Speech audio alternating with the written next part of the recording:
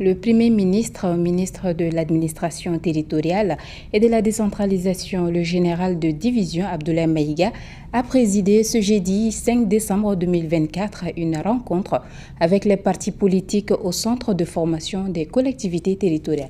Reportage signé Aruna Koulibaly et Gilles Yobi.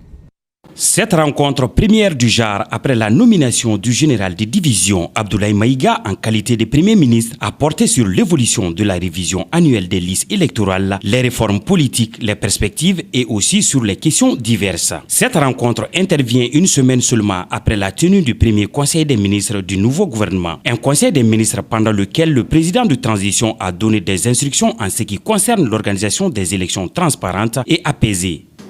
Mesdames et Messieurs, lors du premier Conseil des ministres, mercredi 27 novembre 2024, après la formation du gouvernement, le général d'armée, son Excellence, Assimi Goïta, président de la transition, chef de l'État, m'a remis la lettre de cadrage comportant 8 axes, notamment la création de conditions en vue d'élections transparentes et apaisées qui mettront un terme à la transition. La réalisation de ce point requiert une concertation de tous les acteurs impliqués dans le processus électoral, d'autant plus que le chef de l'État fait de l'inclusivité un principe d'action dans la conduite des réformes pendant la transition. Pour reprendre sa phrase, je cite, « C'est ensemble que nous ferons le Mali pro ». Après l'intervention du chef du gouvernement, les participants ont eu droit à une présentation de l'évolution des listes électorales 2024 et les réformes politiques et institutionnelles, dont la création de l'autorité indépendante de gestion des élections EGE, la digitalisation de paiement des services publics et la création de la carte biométrique sécurisée. Les regroupements des partis politiques ont félicité le Premier ministre pour son grade de général de division et sa nomination au poste du Premier ministre. Aussi, ils ont salué la libération des 11 leaders politiques en détention et ont réitéré leur engagement à accompagner le gouvernement dans sa mission de rassembler tous les fils du pays et l'organisation des élections crédibles, apaisées et transparentes. Ils ont souhaité le renforcement du cadre d'échange avec les partis politiques. C'est une opportunité d'échanger, de reconnecter avec les autorités compte tenu du gap que nous avons vu entre les partis politiques et les autorités de la transition. Aujourd'hui, je crois que le nouveau gouvernement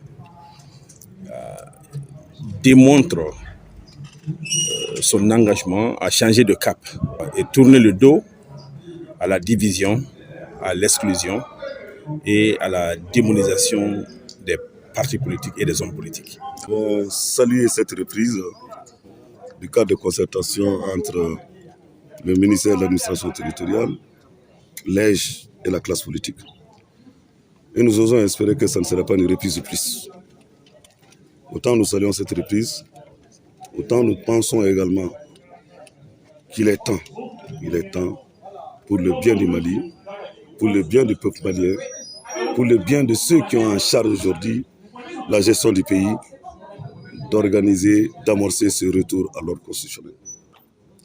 Voilà pourquoi nous avons souhaité que l'année 2025 soit l'année électorale par excellence, soit l'année où la souveraineté qui appartient au peuple, on créera les conditions pour que le peuple puisse exercer cette souveraineté.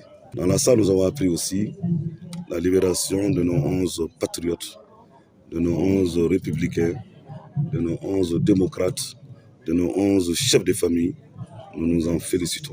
Cette rencontre d'échange du cadre de concertation gouvernement et partis politiques a pris fin sur une note d'espoir.